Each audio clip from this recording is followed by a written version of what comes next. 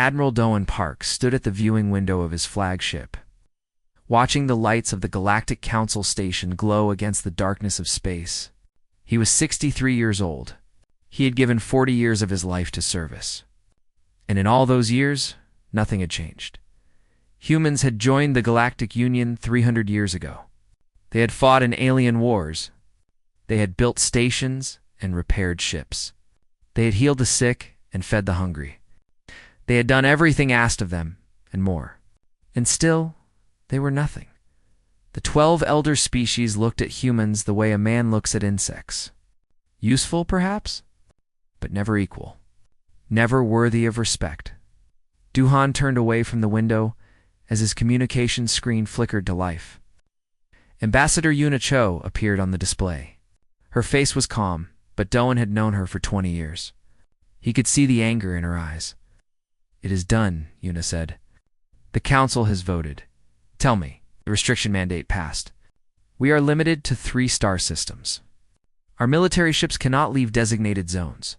Any violation will be considered an act of war." Doan said nothing for a long moment. 3 systems. After 3 centuries of service, humanity was being pushed into a corner and told to stay quiet. "What did they say?" he asked. "When you made our final appeal?" Yuna's jaw tightened. The Velith representative called us short-lived insects playing at civilization. The council laughed. All of them. Dohan nodded slowly. He had expected nothing less. Hope was a luxury he had abandoned long ago. "Then we proceed," he said. "Are you certain?" Yuna asked. "Once we begin, there is no going back." There was never any going back. They made sure of that. Doan sat down at his command console. "Begin Operation Homecoming. Notify all human personnel across the galaxy. We leave in 72 hours. Yuna bowed her head slightly. "Understood, Admiral." Screen went dark. Duhan opened a channel to his fleet commanders. Faces appeared one by one. Captain Tai Ho Kong was among them, young and fierce, commanding the battleship Guanggetto. They were all waiting for orders. "The Council has spoken," Doan said. "They want us gone from their sight. We will give them exactly what they want." Tai-Ho leaned forward. "Sir, are we fighting?"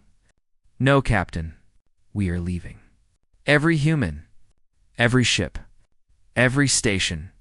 We take our people, and we go home. And we do it quietly. No announcements. No warnings. We simply disappear." The commanders exchanged glances. Some looked confused. Others slowly began to understand. "Let them wake up to empty hallways," Doan continued. "Let them discover their jump gates unmanned. Let them find their hospitals without doctors, their supply lines without traders, their borders without soldiers. We have been holding their galaxy together for 300 years. It is time to let go." Tai-Ho smiled. It was not a kind smile. "They will fall apart," as Doan said. "They will." The orders went out across the galaxy. On space stations and colony worlds and hospitals and shipyards, human beings received the same message. Come home. Tell no one. Leave nothing behind. They moved like ghosts. Engineers finished their shifts and never returned. Doctors treated their last patients and vanished in the night. Traders completed their deliveries and set course for Earth. Soldiers walked away from posts. It held for decades. No one noticed at first. Humans had always been quiet. They did their work without complaint. They asked for little and gave everything. The elder species had grown used to ignoring them. On the Velith homeworld, government official realized his human assistant had not arrived for 3 days. He reported it as an inconvenience and hired a replacement. On a Keth collective mining station, the human maintenance crew disappeared. The Keth supervisor assumed they had been transferred and filed a complaint about the lack of notice. On a dozen worlds, the same story repeated. Humans were gone. No one cared enough to ask why. 72 hours passed. Ambassador. Yuna Cho stood on the last human transport ship, leaving the council station. She had served here for 15 years. She had smiled through insults. She had bowed through humiliation.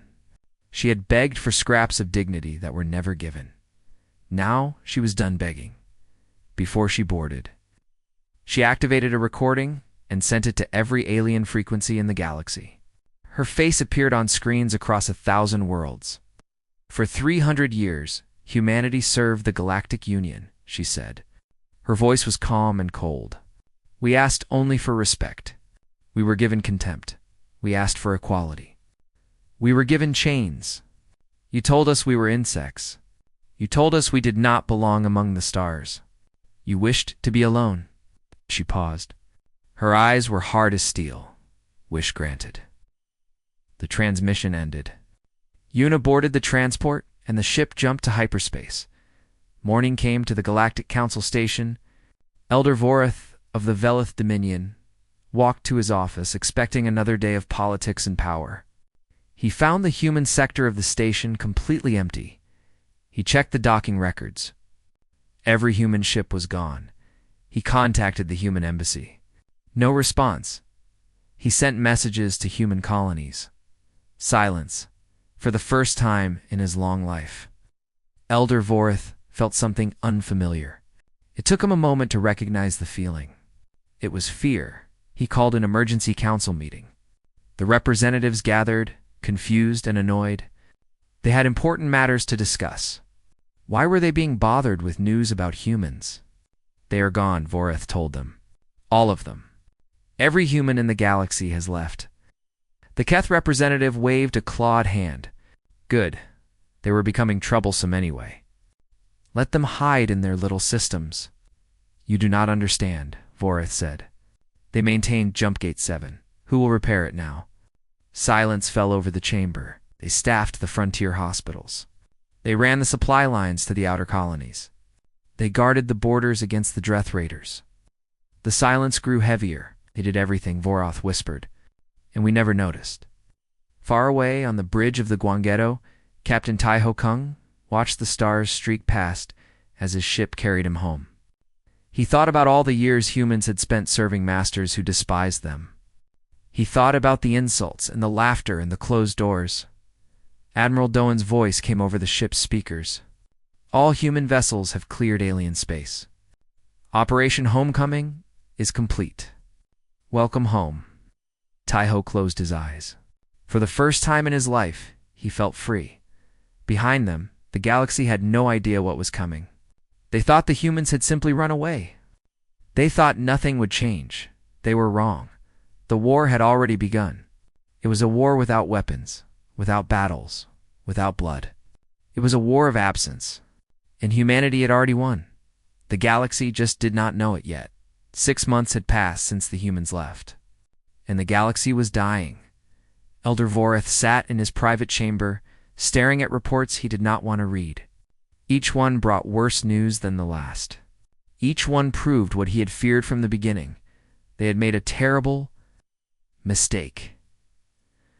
Jumpgate 7 collapsed on the 43rd day.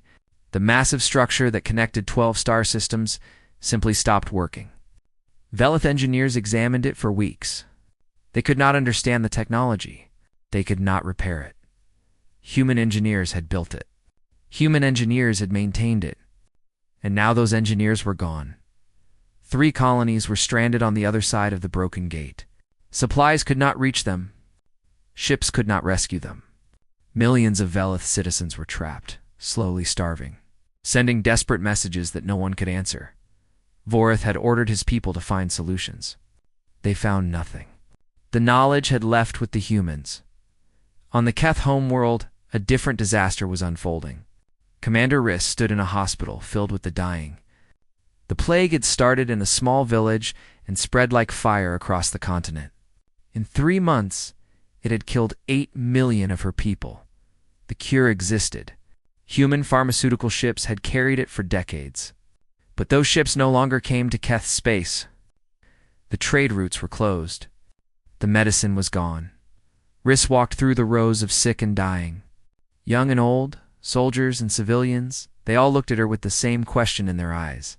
Why is no one helping us? She had no answer.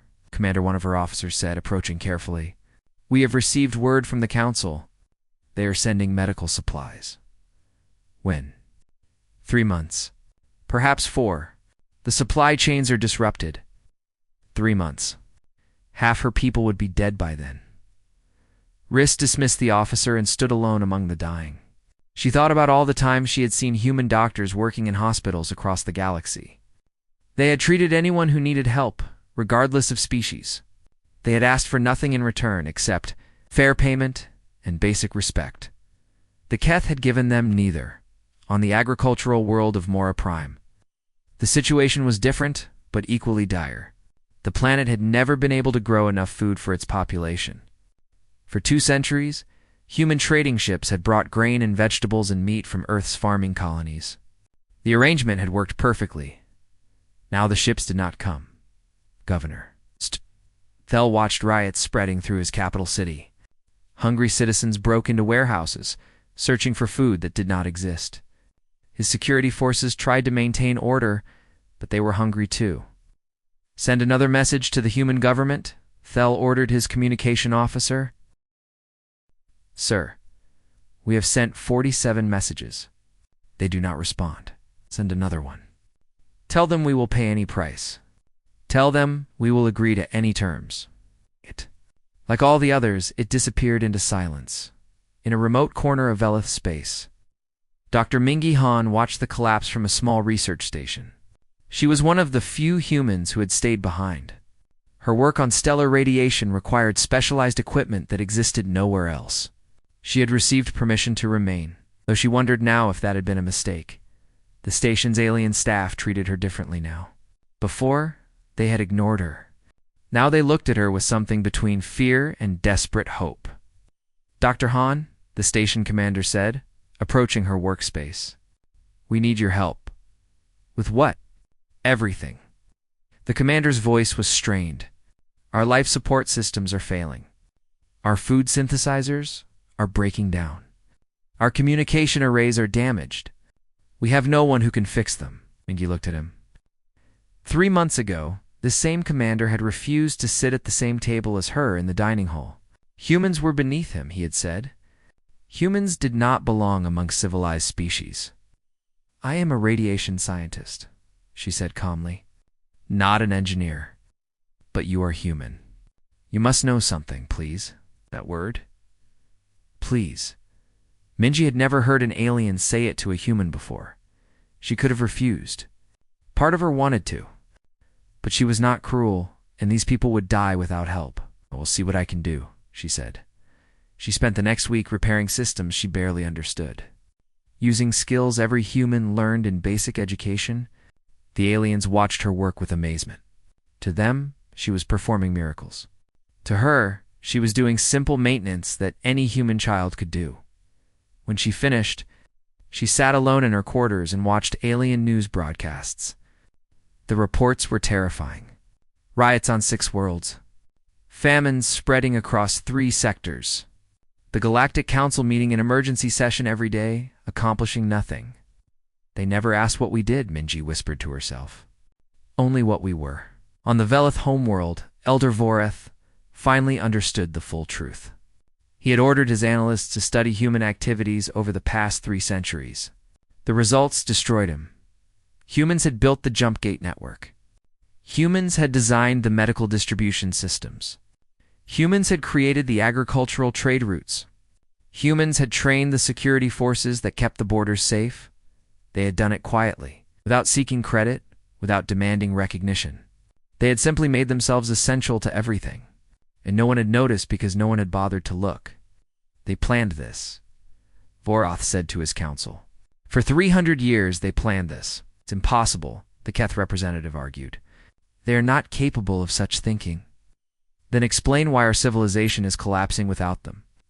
No one could explain it. Vorath drafted a message to Earth. He offered apologies. He offered seats on the council. He offered everything that had been denied. The message was sent through every channel available. Earth did not respond. Far away, on the bridge of a human monitoring station, a young officer named Hain Shin read the alien transmissions as they came in. Pleas for help. Offers of negotiation. Desperate cries from dying worlds. He forwarded them to Admiral Doan, as instructed. "What should we do, sir?" Hien asked. "Do Hun read the messages in silence?"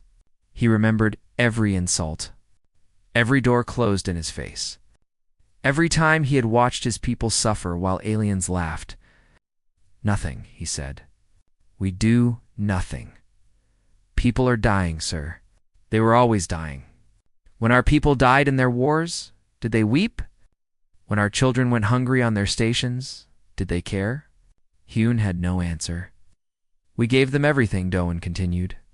"They gave us contempt. Now they will learn what our everything was worth." He deleted the messages and turned back to his work. In the darkness of space, the galaxy continued to crumble, and humanity continued to wait. The lesson was not yet complete. 1 year after the humans left, the wolves came. The Dreth Raiders had lived on the edges of civilized space for as long as anyone could remember. They were hunters and killers, taking what they wanted and destroying what they could not take. For 200 years they had been contained in the outer rim, afraid to venture deeper into the galaxy, afraid of the humans. Human warships had guarded the borders. Human soldiers had fought the Dreth in a dozen brutal campaigns. Human blood had kept the galaxy safe while the elder species enjoyed their comfortable lives. Now the humans were gone. And Warlord Gurn of the Dreth smelled weakness. He stood on the bridge of his massive warship, surrounded by his captains. They had waited so long for this moment. They had watched and planned and prepared, and now, finally, the barriers had fallen. "The Velith border stations are empty," one of his scouts reported. "No ships. No defenses. Nothing." Gurn smiled. It was not a pleasant sight. "Then we begin. All fleets forward. Take everything. Kill anyone who resists." The Dreth Armada moved into Velith space like a wave of destruction. They hit the outer colonies first. Small worlds with weak defenses fell in hours. The Velith military tried to respond, but they were too slow, too scattered, too unprepared. In 3 engagements, the Velith lost half their fleet. Elder Voreth received the reports in his war chamber. His hands shook as he read the casualty numbers. Cities burned. Populations enslaved. Colonies wiped from existence. "Where are our allies?" he demanded. "Where is the Keth Collective? Where are the other council species?" His advisor looked at him with hollow eyes. "They are fighting their own battles, Elder. The Dreth have attacked on multiple fronts. Everyone is struggling to survive. We need reinforcements. We need soldiers. We had soldiers. Human soldiers. They fought for us for 2 centuries. They died for us." Vorath slammed his fist on the table. "I know what they did. Do not remind me." But he could not escape the reminder. It was everywhere. In every defeat, in every loss, in every desperate battle. The absence of humanity was felt like a missing limb. On the Keth homeworld, Commander Riss faced her own nightmare. The Dreth had not forgotten how the Keith had stood beside humans in the border wars. Now they were taking their revenge. Her fleet met the Dreth above a major colony world. The battle lasted 6 hours. When it ended, 2/3 of her ships were debris. The colony was burning below. Riss retreated with what remained of her forces. She had fought with humans many times. They had always been there when the fighting grew desperate. Rushing in with their strange courage and their impossible determination, they had never asked for thanks. They had simply fought and died alongside her people. She had never thanked them. Not once. Now, sitting in her damaged command center, watching her empire collapse, she finally understood what that silence had cost. Far from the fighting, on Earth's border defense station, General Suman Beek monitored the destruction with cold efficiency. She was a soldier who had spent her life preparing for war. But this was not her war. Not anymore. The Vela Third Fleet has been destroyed, her intelligence officer reported. The Keth homeworld defenses are failing. At current rates, the Galactic Union will cease to exist within 18 months. Suman nodded. Continue monitoring. Report any changes. Young Lieutenant Heian Shin stood nearby, watching the tactical displays. He had seen death before, but never on this scale. Entire civilizations were dying while they watched. "General," he said carefully, "should we not do something?" Suman turned to look at him.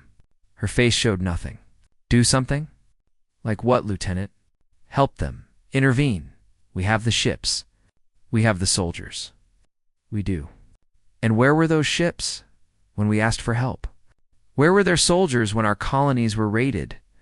When our people were enslaved? When our children were taken? Hyun had no answer.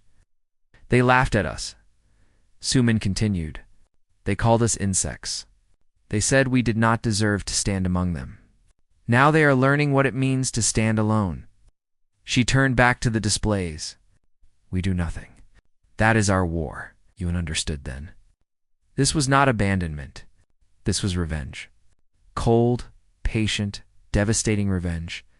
In his throne room, Warlord Gurn celebrated his victories.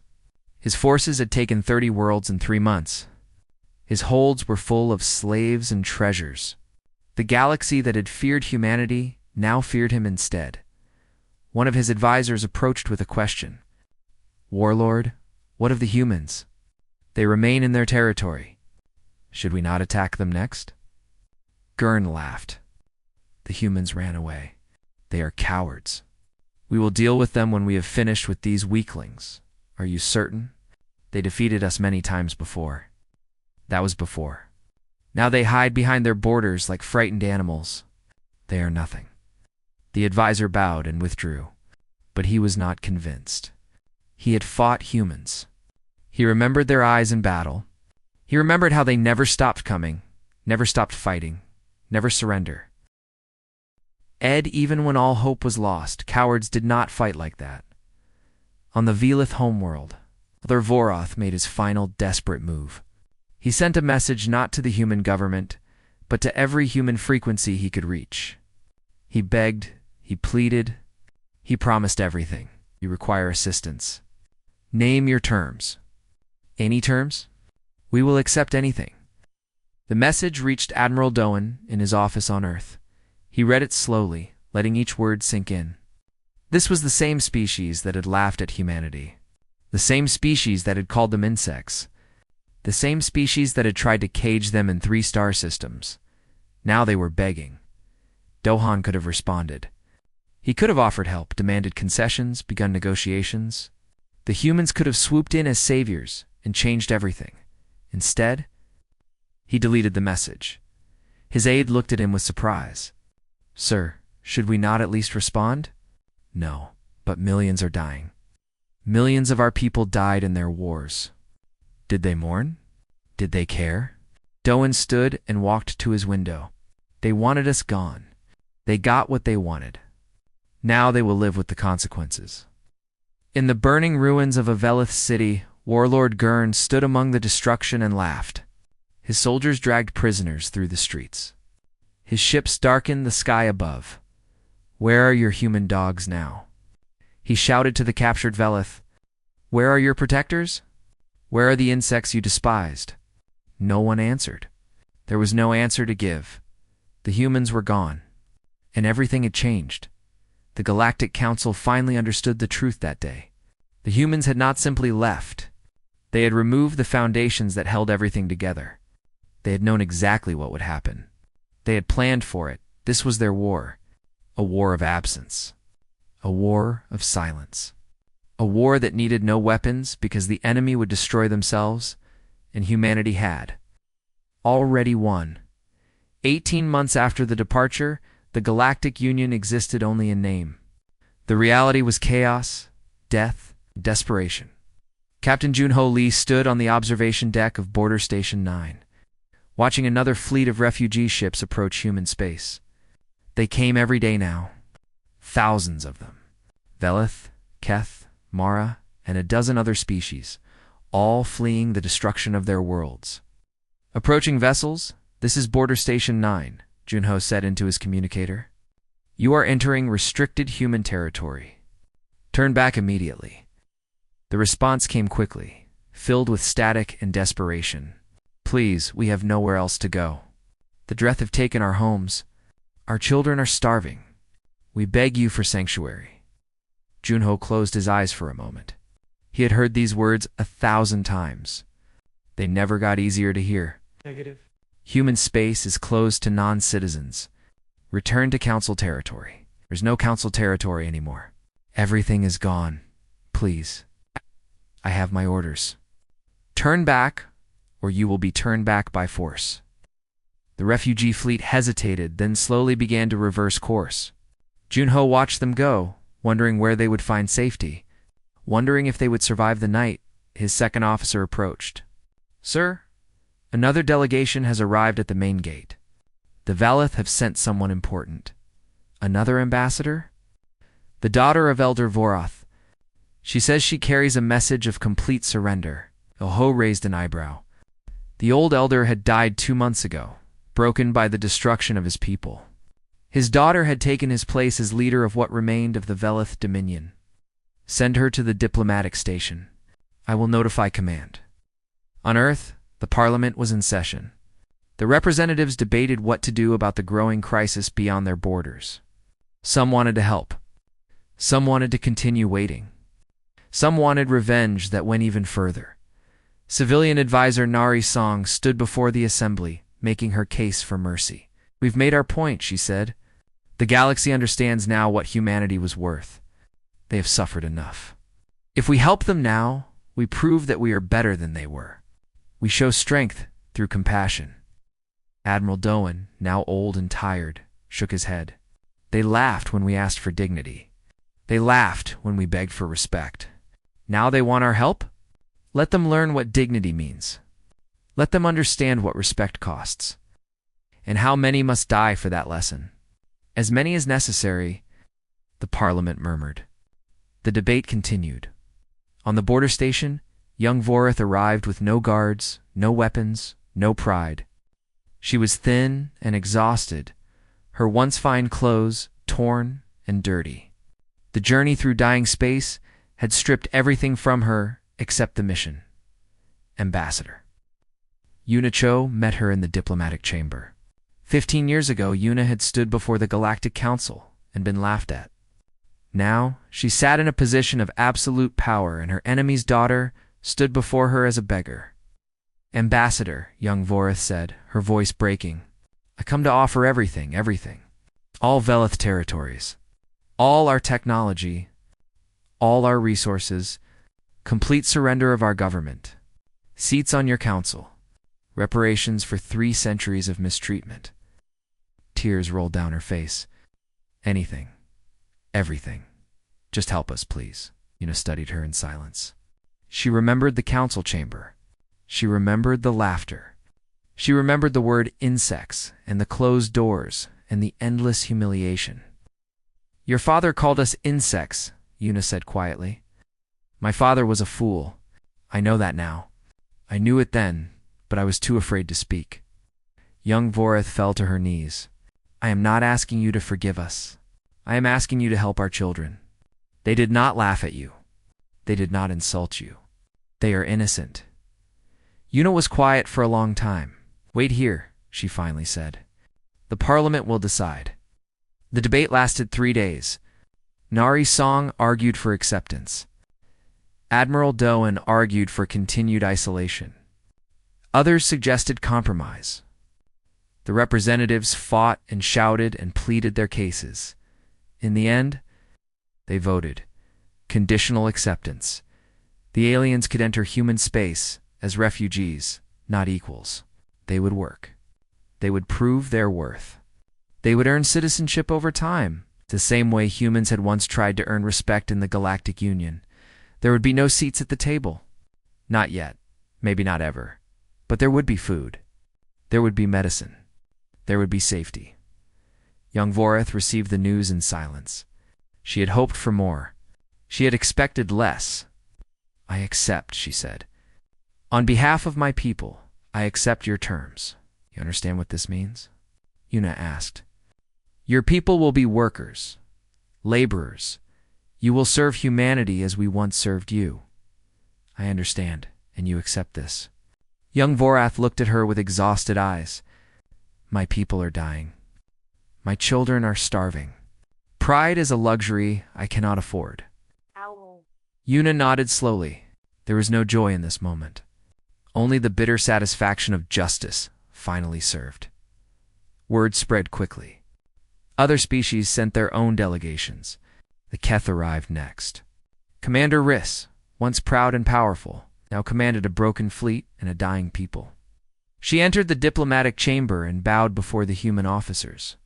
It was the first time in her species' history that they had bowed to anyone. "We accept your terms," she said without being asked. "Whatever they are, we accept." Junho watched the refugees begin to stream through the border gates. Hundreds of thousands of aliens, carrying everything they owned, walking into human space with their heads down. They had nowhere else to go. He thought about all the times humans had walked through alien gates the same way. Heads down, humble, hoping for a chance that was never given. Now the situation was reversed, and he was not sure how he felt about it. "Captain," his officer said, "message from Earth. They want us to begin processing refugees immediately. We are to treat them with dignity and respect." Those were the exact words. Junho smiled sadly. Even now, after everything, humanity chose to be better. On Earth, Yuna met the alien delegations one by one. She did not smile. She did not gloat. She simply stated the terms and watched them accept. When the last delegation had departed, she stood alone in her office, looking at the stars. "Welcome to human space," she whispered to the darkness. "You will find we remember everything, but we will not become what you were." Somewhere, she hoped, that made a difference. The refugees poured in. Millions of aliens, once masters of the galaxy, now dependent on human kindness for survival. They were given homes. They were given work. They were treated fairly, if not warmly, and slowly, painfully. They began to understand what humanity had tried to teach them all along. Respect cannot be demanded. It must be earned. The lesson had cost them everything. But perhaps finally they were learning. 10 years had passed since humanity walked away from the galaxy. Now they had returned not as servants, but as masters of everything they once served. Chancellor Jisoo Park stood before the Parliament of the Human Commonwealth, looking out at the representatives of 100 worlds. Her father, Admiral Doan, had passed away 3 years ago. He had lived long enough to see his dream become reality. She hoped that wherever he was now, he was at peace. "Today we celebrate the 10th anniversary of our departure from the Galactic Union," she said, "and we remember those who made this moment possible." The chamber was silent with respect. "We remember the engineers who built the foundations of galactic civilization and received no credit. We remember the doctors who healed the sick and were treated as lesser beings. We remember the soldiers who died protecting worlds that despised them." She paused, letting the words settle. "We remember so that we never forget. And we build a new galaxy where such things will never happen again." The applause filled the chamber like thunder. Fleet Admiral Taiho Kang sat in the front row, his gray hair and lined face showing the weight of years. He was no longer the young captain who had commanded the Gwanggaedo. Now he led the largest military fleet in galactic history. After the ceremony, he walked through the halls of the Commonwealth headquarters, remembering the past. So much had changed. So much had been lost. So much had been gained. The Dreth Raiders were gone. 3 years after the human departure, when the Commonwealth was finally ready, Taiho had led the counteroffensive. It had lasted 8 months. The Dreth, so confident in their conquest of the elder species, had not understood what they were facing. Human soldiers did not fight like other species. They did not stop when the situation became hopeless. They did not surrender when surrounded. They attacked and advanced and pushed until there was nothing left to push against. The Dreth Empire, built on the ruins of the Galactic Union, collapsed in a single year. Warlord Gurn died on his own ship, surrounded by human marines who gave him exactly the mercy he had shown to others. None, now. Human warships patrolled the stars. Human colonies spread across territories that had once belonged to the elder species. Human law governed the Commonwealth, fair but firm, offering opportunity to all who were willing to earn it. Taiho stopped at a memorial wall displaying the names of human heroes. Men and women who had died in alien wars, serving masters who had forgotten them. Their names were remembered now. Their sacrifices were honored. "We would be proud," Taiho whispered to the names. "We kept our promise. We built something better, in the Commonwealth capital." Refugees who had once been masters of the galaxy now lived as workers and citizens. Some had earned full citizenship through years of service and contribution. Others were still working toward that goal. Vorith the Younger was among those who had risen highest. Once the desperate daughter of a dying empire, she now served as a diplomat advocating for alien integration into human society. She had spent 10 years proving her worth, and humanity had recognized her efforts. She stood before a mixed crowd of humans and aliens, speaking about the future. "We were wrong," she said simply. "My people were wrong for 300 years. We looked at humans and saw only what we wanted to see. Servants, tools, insects, as my father said. We never looked deeper. We never asked questions, and we paid the price for our blindness." The crowd listened in silence. But humans gave us something we did not deserve. They gave us a chance. Not equality, not immediately, but opportunity. The chance to prove we could be better, the chance to earn what we once demanded. She looked at the human faces in the crowd. Some were hard. Some were sympathetic. All were listening. "Many of my generation will never become citizens. We will die as workers, as outsiders, as the lesser beings we once created. And that is justice. But our children may earn citizenship. Our grandchildren may sit in this parliament. That is the gift humanity gave us when they could have given us nothing but death." She bowed her head. "We are grateful, and we will teach our children to remember why." In a military academy on a distant world, a young Keth officer asked her instructor a question that had troubled her since childhood. "Commander Riss, why did the humans win so completely? They were fewer than us. Their technology was not superior. Their worlds were smaller. How did they defeat the entire galaxy without firing a shot?" Riss, now old and frail but still sharp in mind, looked at her student for a long moment. "Because they were never the insects," she said. "We were, and we were too blind to see it. I do not understand. Insects serve without thinking. Insects follow without questioning. Insects do only what they are told, and nothing more. That was us. We followed the same patterns for millions of years. We never changed. We never grew." Riss gestured to the window where human ships crossed the sky. Humans were always learning, always adapting, always planning. They spent 3 centuries making themselves essential to everything while we ignored them. They knew exactly what would happen when they left. They planned it all. The young officer was quiet. "We called them insects because we wanted to believe we were superior. We needed to believe it. And that belief destroyed us." On Earth, Chancellor Jisoo stood alone in her father's old office. The room had been preserved exactly as he left it. A memorial to the man who had started everything. His admiral insignia sat on the desk, worn from years of service. She picked it up and held it in her palm, feeling its weight. "They asked us to leave," she said softly, speaking to her father's memory. "They forgot to ask what would remain." What remained was humanity. Stronger, wiser, and finally free. The galaxy map glowed on the wall, showing the vast territories of the human commonwealth. Where 12 species had once ruled in arrogance, humanity's borders now stretched across the stars. Jisoo remembered her father's words on the day he authorized the departure. Sometimes the greatest war requires no shots fired, only the courage to walk away and let enemies destroy themselves. He had been right. The galaxy had destroyed itself, and humanity had rebuilt it in their own image, not with cruelty, not with revenge, but with the simple, patient determination that had always defined their species. Jisoo placed her father's insignia in a display case beside his photograph. He was smiling in the picture, one of the few times she had seen him smile. "We did it," she told him. "We showed them what we were worth." Outside the window, the sun was setting over a peaceful Earth. Human children played in parks. Alien workers walked home from their jobs. Ships launched into the sky, carrying humanity's dreams to the stars. It was not a perfect galaxy. It never would be. But it was a fair one. A just one. One where respect was earned, not demanded. Where worth was proven, not assumed. Where insects could become emperors.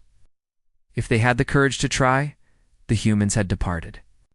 The galaxy had collapsed. And from the ashes, something better had risen. This was the new order. This was humanity's galaxy now.